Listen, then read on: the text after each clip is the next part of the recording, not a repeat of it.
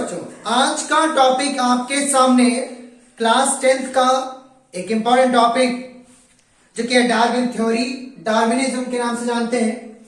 देखिए, Darwin theory तो देखने में तो डिफिकल्ट है, लेकिन जब आप पढ़ने बैठेंगे तो बहुत ही आसान है। क्या है डार्विन और क्या है डार्विन की थ्योरी, क्या बताया डार्विन ने? देखिए, डार्विन ने theory of evolution the. Darwin ने थ्योरी ऑफ एवोल्यूशन दी, जिसको एक बुक में लिखा उन्होंने, the origin of species by natural selection. Darwin ने क्या बताया? डार्विन ने एवोल्यूशन बताया। देखिए, एवोल्यूशन क्या, सबसे पहले आप ये समझिए। देखिए, जब कोई बॉडी रिप्रोड्यूस करती जाती तो रिप्रोडक्शन के दौरान उसकी बॉडी में वेरिएशन इकट्ठा होते जाते हैं, यानी वो रिप्रोड्यूस कर रही है, वेरिएशन इकट्ठा हो रहा है उसकी बॉडी में। एक टाइम ये आएगा, जनरेशन बाय जनरेशन ये प्रोसेस चलता रहेगा, एक टाइम ये आएगा कि वो सारे वेरिएशन एक्यूमुलेट होकर एक नई स्पीसीज बना देंगे। यही आपका एवोल्यूशन है। डार्विन ने थ्योरी ऑफ एवोल्यूशन दिया, अपनी एक बुक में लिखा, और वो बुक है the origin of species by natural selection. देखिए, डार्विन क्या है? डार्विन ने एक थ्योरी दी। क्या है? Natural selection theory of Darwin. उनके 6 स्टेप दिए गए हैं। पूरा डार्विन थ्योरी पढ़ाऊंगा, एक एक पॉइंट इंक्लूडेड होगा। बस बने रहिए, कंटिन्यू पॉज करते रहिए, वीडियो लाइक करें, और अगर वीडियो पसंद आए तो दूसरों के पास शेयर करें, लाइक करें। ठीक है, आइए बात करते हैं डार्विन थ्योरी के बारे में। देखिए, डार्विन क्या है? डार्विन ने थ्योरी ऑफ एवोल्यूशन दिया। क्या दिया? डार्विन ने थ्योरी ऑफ एवोल्यूशन दिया। कौन सी थ्योरी? थ्योरी ऑफ एवोल्यूशन दिया। डार्विन ने जो थ्योरी ऑफ एवोल्यूशन दिया वो अपनी एक बुक में लिखा, एक बुक में लिखा जिसका नाम है the origin of new species, या ओरिजिन ऑफ स्पीसीज बोल दो, origin of species by natural selection, यानी इनकी एक बुक है। अब जब इन्होंने एक theory the, theory of evolution, जो कि एक बुक में लिखा, the origin of species by natural selection, तो इन्होंने इस थ्योरी को इस बुक में 6 स्टेप के अकॉर्डिंग लिखा, यानी 6 प्रोपोजिशंस दिए इन्होंने, 6 प्रोपोजिशंस दिए, जो कि क्या थे? सबसे पहला है एनॉर्मस फर्टिलिटी, दूसरा है स्ट्रगल फॉर एग्जिस्टेंस, अगला है वेरिएशन एंड हेरिडिटी, फिर survival of the fittest, adoption, the environment and origin of new species. देखिए, डार्विन क्या है? डार्विन ने एवोल्यूशन की थ्योरी पर को कैसे लिखा, सुनिए ध्यान से। डार्विन के पास एक शिप था, HMS बीगल नाम का, HMS बीगल नाम का। उस शिप पर डार्विन ने 5 साल की यात्रा की। 4 साल जब वो साउथ अफ्रीका में ट्रेवल कर रहे थे, कई आइसलैंड उन्होंने देखे। तो आइलैंड देखने के बाद जब वो गैलापागोस आइलैंड पे गए, तो उन्होंने गैलापागोस आइलैंड पे बहुत सारी स्पीसीज मिली। कौन सा island? Galapagos island. Galapagos island पे जब वो विजिट करने के लिए गए तो वहां पर उन्हें बहुत सारी स्पीसीज मिली, कई सारे प्लांट और एनिमल थे। तो उनका ये मानना था कि पहले जो एनिमल है वो एक जैसे थे, पहले जो प्लांट थे वो भी एक जैसे थे। हुआ क्या कि कुछ एनिमल में स्ट्रगल बढ़ गया, वो फूड के लिए एक दूसरे से एग्जिस्टेंस, यानी कि इधर उधर स्ट्रगल करने लगे। स्ट्रगल के दौरान वो परिवर्तित हो गए, यानी कि एनवायरनमेंट के अकॉर्डिंग चेंज हो गए। तो डार्विन ने उसी के आधार पे थ्योरी बनाई। फिर वो गैलापागोस आइलैंड पे वापस आ गए, घर में उन्होंने स्टडी किया। स्टडी जब वो 22 साल के थे तब वो गए थे गैलापागोस आइलैंड पे। स्टडी करने के बाद उनको रिजल्ट मिला और उन्होंने एक बुक तैयार की, the origin of species by natural selection. देखिए, क्या है? डार्विन जब 22 ईयर के थे तब ये ट्रेवल करने गए थे शिप के माध्यम, HMS बीगल के माध्यम से ये ट्रेवल करने के लिए गए, और ट्रेवल किया इन्होंने 5 साल ट्रेवल करने के बाद ये जब ये 4 साल में ट्रेवल कर लिया था, तब 1 साल के लिए गैलापागोस आइलैंड पर रुके। ये वहीं पर इन्होंने थ्योरी ऑफ एवोल्यूशन को रिसर्च किया, और अपनी बुक के माध्यम के लिए जो आर्टिकल थे वो उन्होंने वहां से सिलेक्ट किए, जो कंटेंट थे वो वहां से उन्होंने पाए, घर आकर वापस उन्होंने कंटेंट किए, तमाम लैब में तैयारी की और अपना एक प्रोसीजर तैयार कर लिया, अपनी थ्योरी तैयार कर ली। तो डार्विन की जो थ्योरी है वो थ्योरी ऑफ एवोल्यूशन है, किस बुक में है? The origin of species by natural selection. कितने प्रोपोजिशंस है बेटा? तो वो 6 प्रोपोजिशन। देखिए सबसे पहले क्या है? एनॉर्मस फर्टिलिटी है। सबसे पहले क्या है? एनॉर्मस फर्टिलिटी है। देखिए एनॉर्मस फर्टिलिटी क्या है? एनॉर्मस फर्टिलिटी क्या है? सुनते रहो बेटा। एनॉर्मस फर्टिलिटी क्या है? सुनो बेटा ध्यान से। देखिए एनॉर्मस फर्टिलिटी क्या है कि कोई भी ऑर्गेन है, जैसे कि प्लांट हो या एनिमल हो, प्लांट हो या एनिमल हो, सभी के पास रिप्रोडक्शन की एक अपार क्षमता होती है। देखिए जो हमारा नेचर है वो रियलाइज नहीं करता कि आप कितना रिप्रोड्यूस कर सकते हो, उसे इन बातों से कोई मतलब नहीं, लेकिन उसे मतलब है कि कौन रहेगा नेचर में, वो सिलेक्ट करता है हमारा नेचर। तो प्लांट और एनिमल के पास अपार क्षमता होती है रिप्रोडक्शन करने के लिए। अब बात करें कि एकाइनोडर्मेटा फाइलम का जो स्टारफिश होता है वो वन टाइम में 2 लाख से भी अंडे रिप्रोड्यूस करता है, 2 लाख से भी ज्यादा अंडे रिप्रोड्यूस करता है वन टाइम में। जो ओसिस्टर है वो 60 से 80 मिलियन एग, जो ओसिस्टर है वो 60 से 80 million egg per year reproduce करता है। एक फ्लाइज के बारे में भी सुना होगा, कई सारे अंडे देती है एक साल में। तो अब बताइए ये इतनी ज्यादा एनॉर्मस, एनॉर्मस का मतलब एक विशाल फर्टिलाइजेशन हो गया, एक विशाल प्रजाति बन गई। रहेगी कहां? रहेगी कहां पर? तो बेटा क्या होगा इनमें? क्या होगा बेटा? इन्होंने प्लांट एनिमल ने क्या किया? रिप्रोडक्शन कर लिया, रिप्रोडक्शन कर लिया।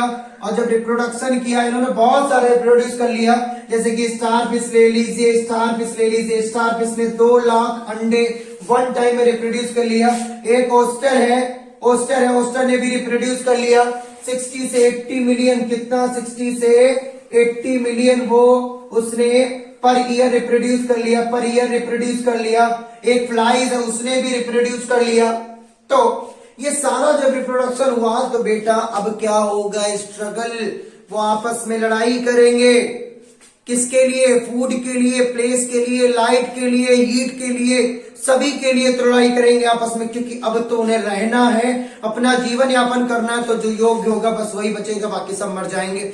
जैसे कि देखिए क्या करेंगे? स्ट्रगल फॉर एग्जिस्टेंस करेंगे। क्या हुआ बेटा? रिप्रोडक्शन हो गया, बहुत प्रजाति रिप्रोड्यूस कर ली।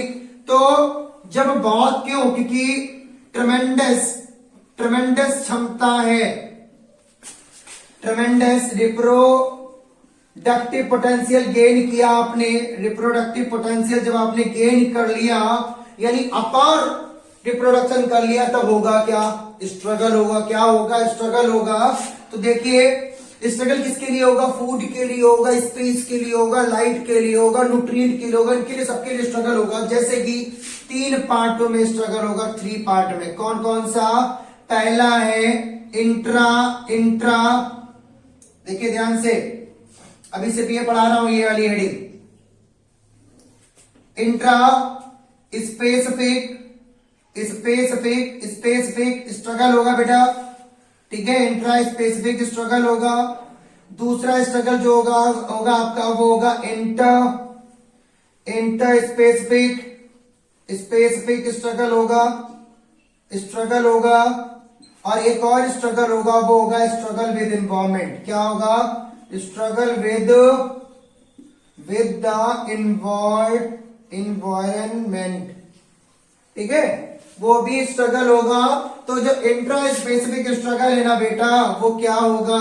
बात समझिए ध्यान से। इंट्रा स्पेसिफिक स्ट्रगल जो है वो सेम स्पीसीज के बीच में होगा, सेम स्पीसीज के बीच में इंट्रा स्पेसिफिक स्ट्रगल होगा। जो डिफरेंट स्पीसीज होंगी ना उनके बीच में ये स्ट्रगल होगा, जो डिफरेंट स्पीसीज है ना उनके बीच में ये स्ट्रगल है। और स्ट्रगल विद द एनवायरमेंट का मतलब है कि जो ऑर्गेनिज्म है वो एनवायरमेंट के अगेंस्ट भी स्ट्रगल करेंगे। जैसे कि स्ट्रॉम के प्रति स्ट्रगल करेंगे, लाइट के लिए स्ट्रगल करेंगे, हीट के लिए स्ट्रगल करेंगे, यानी स्ट्रगल विद एनवायरमेंट भी करेंगे। क्यों? क्योंकि वो तो ट्रेमेंडस है ना, बहुत सारा रिप्रोडक्टिव पोटेंशियल है।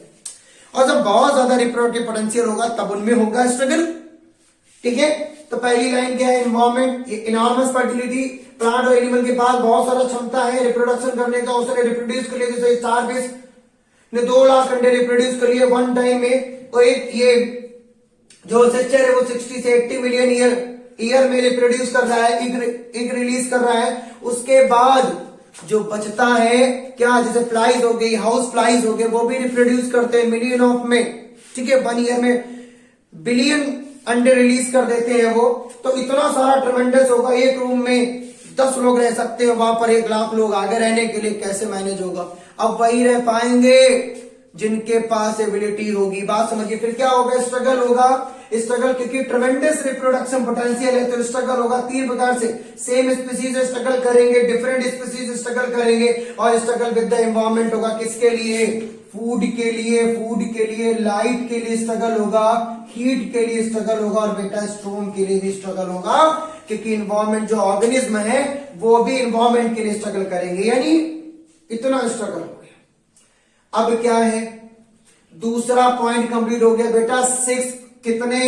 6 हैं प्रोपोजिशंस, कितने हैं, 6 हैं प्रोपोजिशंस, कितने हैं, 6 हैं।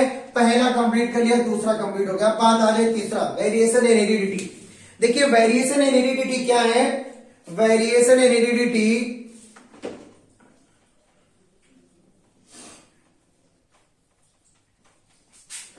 वेरिएशन एंड हेरिडिटी,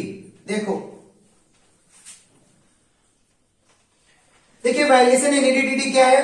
देखिए इन्वायरमेंट बदल रहा है, आपने स्ट्रगल कर लिया, ये स्ट्रगल के दौरान आपने क्या किया, स्ट्रगल कर लिया, आपने स्ट्रगल कर लिया। समझिए पहले ध्यान से, आपने क्या किया, स्ट्रगल कर लिया, आपने स्ट्रगल कर लिया, आपने क्या किया, स्ट्रगल कर लिया। स्ट्रगल के बाद इन्वायरमेंट में क्या मिला आपको, बदलाव मिला। देखिए आपने स्ट्रगल कर लिया, सेम स्पीसीज ने भी स्ट्रगल किया, डिफरेंट स्पीसीज ने भी स्ट्रगल किया, आपने इन्वायरमेंट के खिलाफ भी स्ट्रगल कर लिया। स्ट्रगल के बाद क्या हुआ, आपको मिले कंडीशंस। क्या मिले आपको, कंडीशंस, कंडीशंस मिले। अब कंडीशंस क्या है, कंडीशन के दौरान यानी कंडीशंस के अकॉर्डिंग ही जो ऑर्गन होंगे ना वो अपने आप को चेंज करेंगे, जो ऑर्गन होंगे ना वो अपने आप को क्या करेंगे, चेंज करेंगे, और यही बदलाव उनका कहलाएगा वेरिएशन। क्या कहलाएगा, वेरिएशन। यानी जो स्ट्रगल कर रहे थे आप, सेम स्पीसीज स्ट्रगल कर रही थी, डिफरेंट स्पीसीज स्ट्रगल कर रही थी, स्ट्रगल विद द एनवायरमेंट हुआ, तो इनमें सारे स्ट्रगल से हमें कंडीशन मिला। कंडीशन क्या है, जो ऑर्गेनिज्म होंगे ना वो कंडीशन के अकॉर्डिंग अपने आप को चेंज करेंगे। क्यों, अगर वो कंडीशन के अकॉर्डिंग चेंज करेंगे तभी वो न्यूट्रिएंट का उपयोग कर सकते हैं। अगर वो चेंज नहीं होंगे तो मर जाएंगे, अगर वो चेंज होंगे तभी वो यूटिलाइज कर सकते हैं, क्या, नेचुरल रिसोर्सेज यूटिलाइज कर सकते हैं, नेचुरल रिसोर्सेज को यूटिलाइज कर सकते हैं। अगर वो कंडीशन में डेवलप हो गए, इन्वायरमेंट के अकॉर्डिंग चेंज हो गए तो नेचुरल रिसोर्सेज को यूटिलाइज कर पाएंगे। तो बेटा ये सारा क्या होगा, वेरिएशंस कहलाएगा। जो चेंज मूवमेंट है, ऑर्गेनिज्म जो बदल रहे हैं कंडीशन के अकॉर्डिंग, जैसे कि बर्ड का ले लीजिए, एक चिड़िया गैलापागोस आइलैंड से उड़ी तब उसकी जो चोंच थी वो कुछ ऐसी थी, वो वहां पर अपना फूड खा रही थी, इसी से काम चला। लेकिन जैसे वो माइग्रेट हुई, वहां से माइग्रेशन हुआ, दूसरी जगह पहुंची, तो वहां पर इन्वायरमेंट के अकॉर्डिंग कुछ चिड़िया जो है वहां मर गई, यानी हजारों में मान लीजिए आप, कुछ तो मर गई लेकिन कुछ बच गई। तो उनकी जो इन्वायरमेंट कंडीशन के अकॉर्डिंग उनकी चोंच को डेवलप करना पड़ा। क्यों, क्योंकि अगर वो डेवलप ना होता तो उन्हें भी मरना पड़ता। तो इन्वायरमेंट की कंडीशन के अकॉर्डिंग उनको डेवलप होना है। देखिए दूसरी बात, वो क्या करेंगे बेटा, यूटिलाइज करेंगे नेचुरल रिसोर्स, तब यूटिलाइज कर पाएंगे जब वो इन्वायरमेंट के अकॉर्डिंग डिफरेंट स्पीसीज से जो कंडीशंस हैं जो मिले यहां से उनके अकॉर्डिंग अपने आप को बदल लेंगे, तभी वही वेरिएशंस हैं। तो इनका मानना था, किसका, डार्विन का ये मानना था, डार्विन का ये मानना था कि ये ट्रांसफर होते हैं। क्या, ये वेरिएशंस ट्रांसफर होते हैं, ये हेरिटेबल वेरिएशंस हैं, ये ट्रांसफर होंगे कहां, किसमें, ऑस्पेरिंग में ट्रांसफर होंगे। तो जो ऑस्पेरिंग में ट्रांसफर होंगे ना, कौन, वेरिएशन ट्रांसफर होंगे, यानी हमसे वेरिएशन जो हमारे ऑस्प्रिंग है उनमें जाएंगे, इंडिविजुअल में जाएंगे, तो वो किसके जरिए से जाएंगे? हेरिडिटी के जरिए से जाएंगे। इनका मानना था कि ये वेरिएशन जो है, जो हम सीख रहे हैं, वो सब ट्रांसमिटेड हो जाएगा। ठीक है, जो कंडीशन के अकॉर्डिंग डेवलप हो रहा है वो सारा का सारा हेरिटेबल वेरिएशन ट्रांसमिटेड होगा एक नई स्पीसीज में। अब आ जाओ एक अगली हेडिंग जो कि survival to the fittest. Survival to the fittest. अब देखिए, ये तो आपने सीख लिया वेरिएशन इन हेरिडिटी। अब आ जाइए सर्वाइवल टू द फिटेस्ट। इसमें क्या है? देखिए, जो ऑर्गेन वेरिएशन के अकॉर्डिंग, जब वेरिएशन हो रहा था तब उसने अपने आप को डेवलप किया। सुनिए, तो जो इंडिविजुअल होगा, जो वेरिएशन के अकॉर्डिंग चेंज हो गया, वेरिएशन के अकॉर्डिंग चेंज हो गया, बस वही रह पाएगा, बस वही रह पाएगा जो वेरिएशन के अकॉर्डिंग चेंज हुआ है। तो यहां पर क्या है कि जो रिप्रोड्यूस होगा उनके पास, जो रिप्रोड्यूस होगा उनके पास जो इंडिविजुअल होंगे, जो पेरेंटल बॉडी के जो इंडिविजुअल होंगे, उनके पास अत्यधिक क्षमता होगी सरवाइव करने की, उनके पास अत्यधिक क्षमता होगी सरवाइव करने की, और वो सर्वाइवल टू द फिटेस्ट है, और वो भी कंपटीशन करेंगे। अगर वो योग्य होंगे तो सरवाइव कर पाएंगे, अगर नहीं होंगे तो वो मारे जाएंगे या फिर अपने आप को कंडीशन के अकॉर्डिंग डेवलप करने का प्रयास करें। अगली हेडिंग आती है एडॉप्शन। अगली हेडिंग है एडॉप्शन। देखिए, एडॉप्टेशन क्या है, सुनो ध्यान से। एडॉप्शन क्या है कि जैसे कि कुछ ऑर्गन ऐसे जो वहां से उन्होंने इन्वायरमेंट के अकॉर्डिंग अपने आप को चेंज किया, वो चेंज नहीं कर पाए, यानी उनके पास अनएबिलिटी होगी। कुछ ऑर्गन अपने आप को चेंज कर ले गए, जैसे कि पहले बोला जाता है कि हम गोरिल्ला थे, गोरिल्ला से अर्ली मैन हुआ, अर्ली मैन से हम ह्यूमन बीइंग बने। तो कुछ ऑर्गन ऐसे जो अपने आप को बदल नहीं पाए, तो क्या हो गए? वो डेथ हो गए, उनका प्रजाति खत्म हो गया, उनकी स्पीसीज खत्म हो गई, तो एडॉप्शन नहीं हो पाया। तो जो योग्य थे वही एडॉप्ट हुए, जो वेरिएशन के अकॉर्डिंग, जो इन्वायरमेंट चेंज के अकॉर्डिंग, जो स्ट्रगल के अकॉर्डिंग क्या हुए, अपने आप को जिन्होंने बदल लिया, जिन्होंने अपने आप को चेंज कर लिया, वही सरवाइव हुए, वही एडॉप्ट हुए। बाकी क्या हो गए? बाकी की स्पीसीज खत्म हो गई। जैसे कि डायनासोर बात कर लीजिए, डायनासोर इन्वायरमेंटल की कंडीशन के अकॉर्डिंग एडॉप्ट नहीं हो पाया, उसके पास क्षमता नहीं थी जो इन्वायरमेंटल की कंडीशन को समझ पाता, तो इसीलिए इसकी स्पीसीज रेयर हो गई डायनासोर की। ठीक है, अगली हेडिंग आती है ओरिजिन ऑफ न्यू स्पीसीज। देखिए, ओरिजिन ऑफ न्यू स्पीसीज में क्या है? ओरिजिन ऑफ न्यू स्पीसीज, देखिए क्या है, आप लगातार स्ट्रगल करते जा रहे हैं, आपके बॉडी में वेरिएशन डेवलप हो रहे हैं इन्वायरमेंटल के अकॉर्डिंग, तो आप क्या करेंगे? आपके जो एंसेस्टर है वो आपकी बॉडी में क्या करेंगे? बेटर से बेटर कैरेक्टरिस्टिक देंगे, बेटर से बेटर वेरिएशंस देंगे। तो जो नई इंडिविजुअल होगी वो अच्छे से सरवाइव कर पाएगी, बेटर से बेटर रिजल्ट देगी। आप क्या कर रहे हो? स्ट्रगल कर रहे हो, वेरिएशन इंक्लूड हो रहे हैं आपकी बॉडी में। जब आप स्ट्रगल कर रहे थे उसी किसकी बॉडी में? आपके एंसेस्टर, आपके जो डिफरेंट एंसेस्टर जब स्ट्रगल कर रहे थे उनकी बॉडी वेरिएशन इंक्लूड हो रहे थे, तो वो जो अडॉप्ट करेंगे, वो जो नया इंडिविजुअल बनाएंगे, जो नई स्पीसीज क्रिएट होगी, जनरेशन बाय जनरेशन जो चलता रहेगा। आपके एंसेस्टर ने स्ट्रगल किया होगा, जनरेशन बाय जनरेशन चलता रहा होगा, उसके बाद कहीं कोई एक नई पीढ़ी जो अडॉप्ट होगी वो बेटर से बेटर रिस्पॉन्स करेगी, ऐसा माना जाता है ओरिजिन ऑफ न्यू स्पीसीज में। ठीक है, तो आज का ये वीडियो सिर्फ और सिर्फ आपके डार्विन थ्योरी को एक्सप्लेन करने के लिए था। 10th एग्जाम के लिए, 10th exam point of view से ये चैप्टर बहुत इंपॉर्टेंट है, और ये जो आपकी थ्योरी है ये भी बहुत important, theory of evolution, the origin of species by natural selection. 22 साल की अवस्था में इन्होंने सब ये किया डिस्कवर। अब आप सोचिए, अनुमान लगाइए अपने आप से, आपकी एज क्या है? जब ये 22 साल के थे तब ये HMS बीगल लेकर चले गए थे समुद्री यात्रा पे, कई जगह रुके, उसके बाद में गैलापागोस आइलैंड पे इन्होंने देखा, कई सारी स्पीसीज देखी इन्होंने, वहां जाके एनवायरमेंट के अकॉर्डिंग बताया कि एनवायरमेंट जैसे जैसे बदल रहा है हमें भी उसके अकॉर्डिंग बदलना पड़ेगा। तो आज का ये वीडियो सिर्फ और सिर्फ आपके लिए एक निर्देश देने के लिए तथा ये समझाने के लिए कि जो टॉपिक है ये बहुत इंपॉर्टेंट है, इसे आप स्टडी करिए। अगर कोई भी टॉपिक आपको एग्जाम के पॉइंट ऑफ व्यू से डिफिकल्ट लग रहा है तो आप मैसेज करिए, चैट में बताइए, और अगर कोई भी हेडिंग आपको डिफिकल्ट लग रही हो या कुछ क्वेश्चन पूछना हो तो चैट के माध्यम से आप पूछ सकते हैं। धन्यवाद, कंटिन्यू देखते रहिए, डेली वीडियो अपडेट हो रहा है, डेली देखिए, डेली वॉच करिए। कोई भी टॉपिक है आपका इंटरमीडिएट का, 10th का, अब मैसेज करिए, बताइए, वो टॉपिक का वीडियो आपको प्रोवाइड करा दिया जाएगा इजी तरीके से।